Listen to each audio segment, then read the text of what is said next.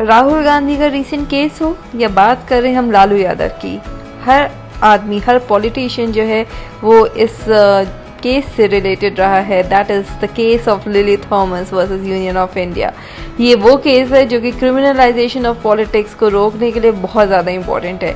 और वहीं पे अगर हम देखें तो आजकल काउंटर आर्ग्यूमेंट्स भी आ रही हैं because of the Rahul Gandhi का case and the recent controversy around it. तो आइए समझते हैं what exactly is this case of Lily Thomas versus Union of India and why is it that it is so important in constitution को principles को समझने के लिए, या फिर कॉन्स्टिट्यूशन के जो प्रिंसिपल्स हैं उनको अचीव करने के लिए ये केस इतना इंपॉर्टेंट क्यों है। तो आर्टिकल में आज हम लोग डिस्कस करेंगे कि क्या सिग्निफिकेंस है लिली थॉमस का केस की, यानी lily Thomas versus Union of India, और इसका क्या रिलेशन है with the disqualification of convicted law makers जिनको गिल्टी कह चुका है उनके कोर्ट। जैसे किसी पॉलिटिशियन को, किसी लेजिस्लेटर को, लॉ मेकर को अगर गिल्टी कह देता है तो फिर उसका डिस्क्वालिफिकेशन के रिगार्डिंग ये केस है। तो एक अगर हम बात करेंगे, इसमें एक सेक्शन है हमारे जो रिप्रेजेंटेशन ऑफ पीपल एक्ट है, उसमें सेक्शन 8 क्लॉज 4 है, वो बहुत इंपॉर्टेंट है। और इसमें क्या किया गया था, तो सेक्शन 8 क्लॉज 4 में आरपीए के अलाउ किया गया था कि 3 मंथ का विंडो दिया जाएगा जब से कोई कन्विक्शन हो गया, किसी मतलब सुप्रीम कोर्ट ने कह दिया कि भैया ये लॉ मेकर गिल्टी हैं, तो 3 महीने का इसमें विंडो होती थी जिसमें क्या कर सकते थे, लेजिस्लेटर्स जो हैं वो अपील कर सकते थे अगेंस्ट देयर कन्विक्शंस। तो इसका काफ़ी मतलब आपको पता ही लग रहा होगा कि काफ़ी मिसयूज हो सकता है। जो अपील ही कर दोगे तो यानी नहीं डिस्क्वालिफिकेशन हो रहा है। तो यहाँ पे प्रॉब्लम क्या आता था कि ये जो प्रोविजन है ये काफ़ी प्रॉब्लमेटिक था क्योंकि कोई जेल ही नहीं जा रहा था, कोई कन्विक्शन एक्चुअल सेंस में अचीव ही नहीं हो रहा था। इसीलिए यहाँ पे सुप्रीम कोर्ट में इसको अनकॉन्स्टिट्यूशनल डिक्लेयर कर दिया गया इन 2013। और यहाँ पे क्या होता है कि ये एक क्रिटिकल एलिमेंट बन जाता है this whole journey of the constitutionality and the idea of constitutional ethics. और यहाँ पे ये बहुत ज़्यादा इंपॉर्टेंट है। और ये केस लाया कौन था, तो ये केस लाया था एक लॉयर जिनका नाम था लिली थॉमस, और एक एनजीओ जिन्होंने क्या कहा था कि हम लोगों का एम है कि इंडियन पॉलिटिक्स को क्लीन करेंगे, यानी कि जो गंदगी है, अगर हमको पता है कि यहाँ पे कितना प्रॉब्लमेटिक एस्पेक्ट्स हैं, क्रिमिनलाइजेशन बढ़ता ही हमें जा रहा है, तो इन सबको रोकने के लिए, इन सबको क्लीन करने के लिए हम लोग ये लेके आ रहे हैं केस। और इस केस में उनको सक्सेस भी मिली और इसको सुप्रीम कोर्ट ने कहा कि भैया हाँ ये गलत है।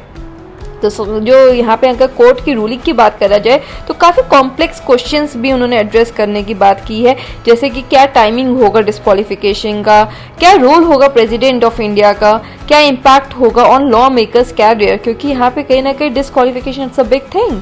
तो इसीलिए हम इन सब इम्प्लीकेशंस को आज डिटेल में समझेंगे। तो आइए साथ में समझते हैं। और ये मेंस में या फिर यूपीएससी के किसी भी कॉम्पिटिटिव एग्जाम के किसी भी स्टेज पे पूछा जा सकता है। आपको पता ही होगा अगर कि हम यूपीएससी की बात करें तो जब राहुल गांधी का पार्टी था जो कांग्रेस, जब उनको अपोजिशन का स्टेटस नहीं मिल पाता तो उससे रिलेटेड ही क्वेश्चन आ गया था प्रीलिम्स में उसी साल के। तो यहाँ पे अब जब डिस्क्वालिफिकेशन की बात चल रही है तो कहीं ना कहीं इस केस से उठा के भी क्वेश्चन पूछा जा सकता है। तो इट बिकम्स वेरी इंपॉर्टेंट। और वैसे भी being a citizen of India we have to be very much aware of what is in actuality that is happening in the country।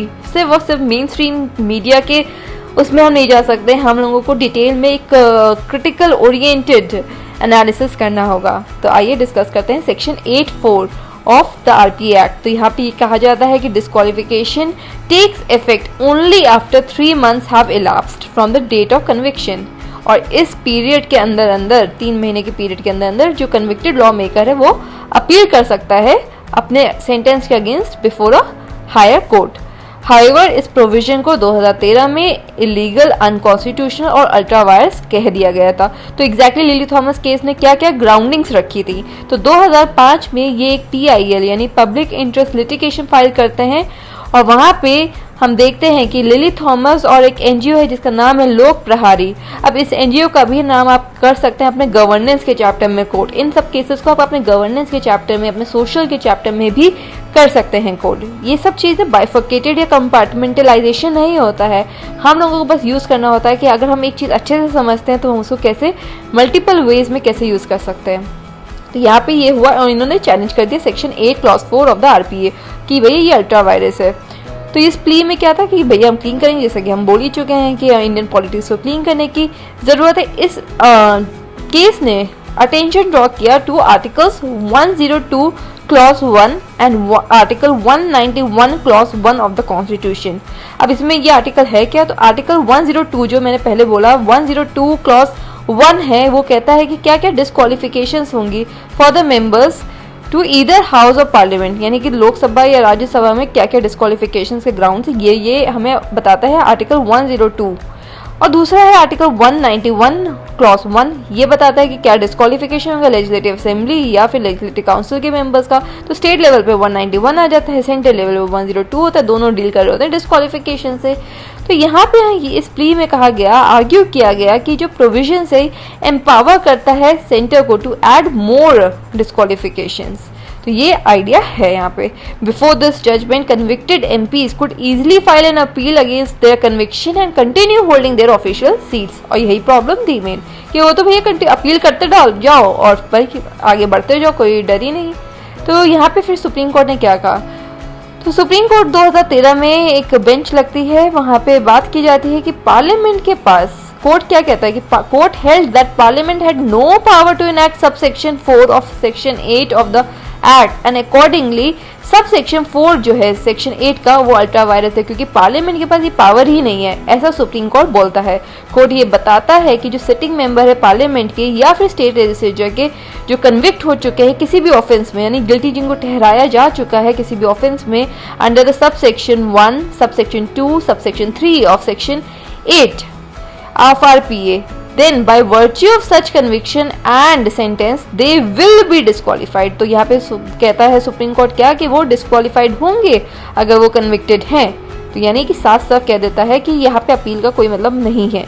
तो कोर्ट यहाँ पे ऐड करता है कि जो कन्विक्टेड लॉ मेकर है वो आगे नहीं, मतलब कि वो जो है will no longer be protected, मतलब there will be no protection at all by section 84। जो सेक्शन 84 में 3 महीने का प्रोटेक्शन था उसको साफ साफ सुप्रीम कोर्ट कह देता है नहीं होगा। तो यहाँ पे कोर्ट क्या कहता है, court on an examination of other provision of the constitution that deal with disqualification of the member held that the constitution expressively prohibits parliament to defer the date from which a disqualification would come into effect. तो यहाँ पे constitution, अगर देखिए हमेशा लड़ाई किस में रहती है, पार्लियामेंट, जुडिशरी और एग्जीक्यूटिव में, पर यहाँ पे हम लोग क्या बात कर रहे हैं, यहाँ पे हम लोग बोल रहे हैं कि मेन मुद्दा किसी भी कॉन्फ्लिक्ट को सुलझाने का एक ही मात्र रास्ता है and that is the constitution. और सुप्रीम कोर्ट कहता है, कोर्ट हमारा कहता है कि कॉन्स्टिट्यूशन जो है वो एक्सप्रेसिवली यानी कि बहुत एक्सप्लिसिटली तरीके से प्रोहिबिट करता है कि आप इस तरह से डेट को, ये 3 महीने का छूट है, वो नहीं कर सकते हैं। इस रूलिंग से पहले अगर देखा जाए तो लॉ ने कभी भी ये नहीं कहा था कि इंस्टेंटली मतलब डिस्क्वालिफिकेशन होगा, बट ये जो जब से सेक्शन 8 क्लॉज 4 हट गया है तो कुछ एक्सपर्ट्स बिलीव करते हैं और कहते हैं कि जो लेजिस्लेटर है वो डिस्क्वालिफाइड हो जाएगा as soon as the court has pronounced the conviction. मतलब जैसे ही कोर्ट कह देगा गिल्टी है आप हट जाएंगे, क्योंकि अब सेक्शन 8(4) हट चुका है। तो यहाँ पे ये बात की है। तो सुप्रीम कोर्ट ने स्टेट किया कि आर्टिकल 102 क्लॉज 1 जिसमें डिस्क्वालिफिकेशन सेंटर लेवल पे यानी कि पार्लियामेंट के बॉडी से होता है, treated sitting members and candidates the same in terms of disqualification, denying parliament, मतलब पार्लियामेंट को कोई अथॉरिटी नहीं है to exempt sitting members for 3 months. तो 3 मंथ्स को साफ साफ मना कर दिया गया है। और इसी की वजह से अगर हम देखें तो यहाँ पे जो चेंज आया है इसका मतलब क्या है कि only section 8 clause 3 remain in the act for disqualifying those convicted and sentenced to 2 or more years in prison। तो जिनको 2 या 2 साल से ज्यादा की सजा है वो डिस्क्वालिफाइड होंगे। This section specified that a person convicted and sentenced to at least 2 years in prison would be disqualified starting from the conviction date. This is very important, without explicitly stating that the disqualification occurs immediately upon conviction। तो यहाँ पे बात कर दिया गया कि जो conviction date होगी, जो सुप्रीम कोर्ट ने कहा ये गलती है इस डेट से, तो वहां से ही क्या हो जाएगा, द आइडिया इज कि वो डिस्क्वालिफाइड माना जाएगा। सिंपल, मतलब अभी तक हमने बेसिकली बात ही ये करी है कि जो सेक्शन 8(4) है वो उसको सुप्रीम कोर्ट ने कह दिया कि ये अल्ट्रा वायरस है, यानी कि अब डिस्क्वालिफिकेशन होगा। 3 महीने का जो विंडो था वो खत्म हो चुका है। और यहाँ पर क्वेश्चन उठता है, ये जब जजमेंट आ गई है इसके अलावा क्वेश्चन उठता है क्या कि राहुल गांधी का जो लीगल बेसिस क्या रहा है, about the legal basis of Rahul Gandhi instant disqualification, क्योंकि टाइमिंग का यहाँ पे क्लैरिटी नहीं है कि इंस्टेंटली होगा कि क्या। as a language implied on official declaration of disqualification was necessary। तो यहाँ पे हम लोग ये बात कर सकते हैं कि जो प्रेसिडेंट ऑफ इंडिया है, यहाँ पे एक कॉम्प्लेक्स पॉइंट को हम डिस्कस कर रहे हैं कि जो प्रेसिडेंट ऑफ इंडिया है अंडर आर्टिकल 103 वो एक अथॉरिटी है कि वो डिक्लेयर करेंगे कि लेजिस्लेटर डिस्क्वालिफाइड है। ठीक है, यहाँ पे प्रेसिडेंट का रोल आ गया। तो इस पॉइंट को समझना बहुत इंपॉर्टेंट है। ये जो पर्सपेक्टिव है ये डिफरेंट है फ्रॉम सुप्रीम कोर्ट का जो जजमेंट था इन लिली थॉमस केस। यहाँ पे हम प्रेसिडेंट की बात कर रहे हैं। एक और भी केस हुआ था जिसका नाम था consumer education and research versus Union of India and others in 2009। इसमें आर्ग्यू क्या किया था, केस का नाम याद रखने की जरूरत नहीं है, बस समझ लीजिए। इसमें आर्ग्यू क्या किया गया था कि एक डिक्लेरेशन होगा by the president under article 103 was essential for confirming disqualification। तो उसमें भी प्रेसिडेंट के रोल को एम्फेसाइज किया गया था कि भैया प्रेसिडेंट का जो डिक्लेरेशन है वो इंपॉर्टेंट हो जाएगा। तो यहाँ पे प्रेसिडेंट का बात हो जा रहा है, टाइमिंग की बात की जा रही है। तो सेक्शन 8 क्लॉज 3 जो था, तो इससे हमें दिखता क्या है कि जो सिटिंग मेंबर है अगर वो कन्विक्ट हो जाता है और सेंटेंस्ड हो जाता है 2 और मोर ईयर्स जेल के लिए, तो वो डिस्क्वालिफाइड होगा फ्रॉम द कन्विक्शन डेट। ये 8(3) में हमें दिख रहा है। और ये जो डिस्क्वालिफिकेशन है, this is very important, this disqualification would be executed by the president. तो यहाँ पे प्रेसिडेंट की मैं अब आपको आप देखिए कैसे डेवलपमेंट हो रहा है यहाँ पे हमारे आर्ग्यूमेंट का। तो जो लेजिस्लेटिव हाउस का सेक्रेटरीट है, it lacked the authority to declare immediate disqualification upon a court's conviction. तो यहाँ पे क्योंकि प्रेसिडेंट का जो डिक्लेरेशन वो ज्यादा इंपॉर्टेंट है, तो इमीडिएटली तो डिस्क्वालिफिकेशन नहीं होगा। अब लीगल क्वेश्चन क्या होता है, तो लीगल क्वेश्चन अराइज होता है कि regarding weather a stay of sentence alone could lift disqualification or if a stay of conviction was required at all। तो यहाँ पे मतलब स्टे कर सकते क्योंकि इमीडिएटली तो हो नहीं रहा है। तो डिफरेंट हाई कोर्ट्स ने डिफरेंट ओपिनियंस दिए हैं। राहुल गांधी का ही केस अगर फिर से हम समझें तो सुप्रीम कोर्ट ने स्टे कर दिया कन्विक्शन को, बट इन्होंने एड्रेस नहीं किया क्वेश्चन को कि क्या स्टे जो कन्विक्शन का अगर हम लगा दें वॉज ऑल्सो नेसेसरी और if disqualification could be suspended. मतलब स्टे लगाना जरूरी है डिस्क्वालिफिकेशन में, डिस्क्वालिफिकेशन को ही अपने आप में सस्पेंड कर दिया जा सकता है। तो यहाँ पे मतलब समझ रहे हैं किस तरह से लीगल, देखिए this all that we have discussed it may appear to be very complex, however जब आप एक बार फिर से वीडियो सुनेंगे आपको समझ में आएगा। और इसमें मेन समझना क्या है कि किस तरह से लॉयर्स जो होते हैं वो कैसे मोल्ड करते हैं चीज़ों को।